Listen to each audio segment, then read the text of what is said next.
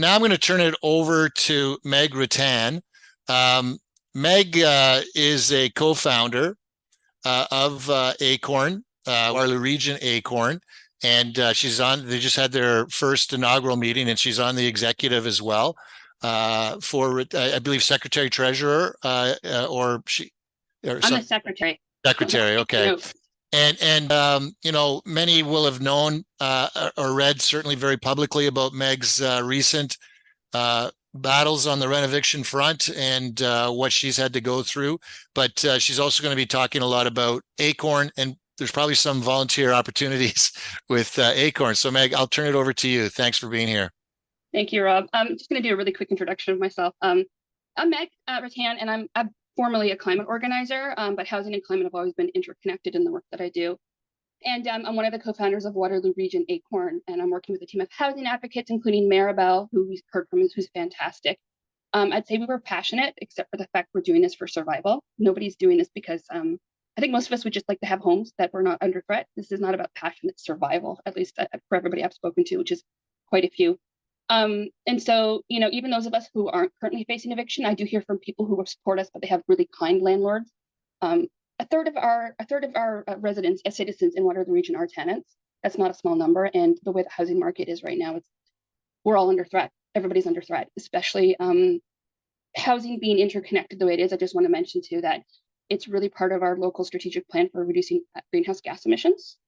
And I don't think that unless we really corner this market or we really get on top of it, we're going to have the dense housing that we need. And that apropos, the Greenbelt was just, you know, we can't develop the Greenbelt. And that's useful information to have right now, considering everything that's happening in the news and Doug Ford's government. But yeah, ACORN is a nonpartisan grassroots organization. We are a union of low to moderate income tenants, our income folks, citizens. And right now we are focusing very much on tenant issues in Waterloo Region. And I'm one of the co-founders largely because I've been fighting my landlord, Henry Walser, and his funeral home is right beside my house. I just saw him outside, actually. It was something. I've been fighting him since 2017. It was a very public battle. I didn't want to have to do this, but because I'm an organizer and I have had connections with people, I've got community, I've got roots, I had to go very public. And the only reason why I'm still in my home right now is because I know my rights, because I have had public support.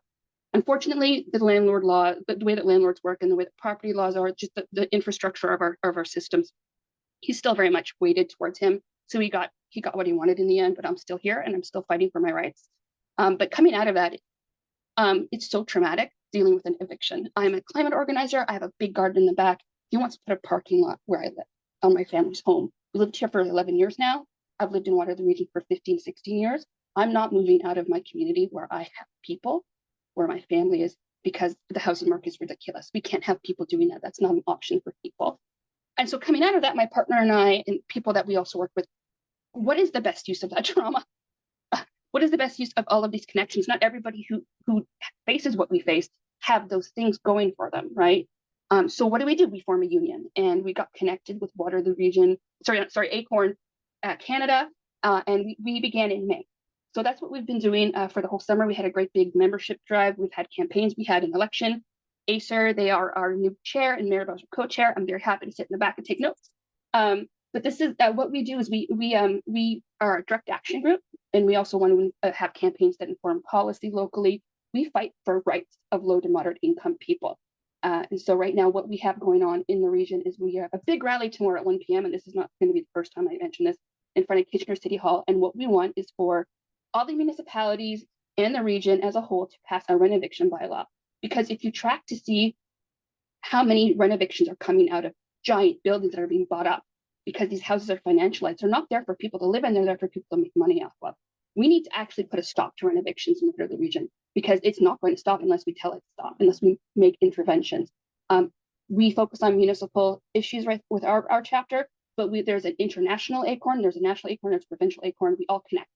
And we're very connected to London office right now, and we need that collective power in order to face the money, the moneyed interests that are deciding how we live and where we can live. And I think, you know, if we look out at the community and see how many unsheltered people there are, there's not an accident. It's a policy choice. And we want to intervene before people get evicted, before they're on the street, and we do that together in solidarity with other people. So yeah, again, we're focusing right now on tenant issues. Tenants don't have enough rights. We have the RTA. And I hear a lot from landlords saying, well, what about the landlords? Well, the system is exorbitantly weighted towards landlords. We don't have a lot of rights. And we need more rights. Like, we have some rights, we should know them, but we need more rights. So the renoviction bylaw will really help us say, sort of tie together, like the unit, we can't kick out of a unit. We're hoping to like have it to the point where not only is first right of refusal enforced, because our rights aren't enforced. First right of refusal is when somebody has to leave for a renovation, they have the right to come back and say, I still want that for the same amount of rent. Most of the time, people don't get that. Landlords don't tell people they can do it.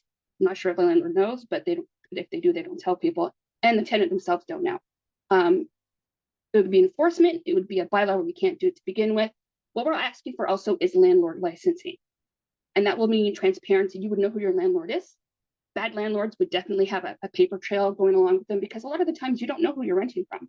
You don't know who they've rented to, what kind of landlord they are. My landlord doesn't do anything around the house. He basically, we've got a patio that my foot went through at one point, and this is my home. I don't want to move. The rent's fantastic. I can't afford really to live anywhere else. And a lot of people are also in my situation, and we talk to amongst ACORN members are in the same. They don't want to rock the boat too much because they're scared, because we're all in little silos. And the purpose of ACORN is to come together. We can all do this together. We don't have to be alone. We can help also address. It's not our job to address the trauma, but we talk and we share our stories. You know you're not alone. You know that your rights are being violated. You know that there are people who've gone through this and want to help you.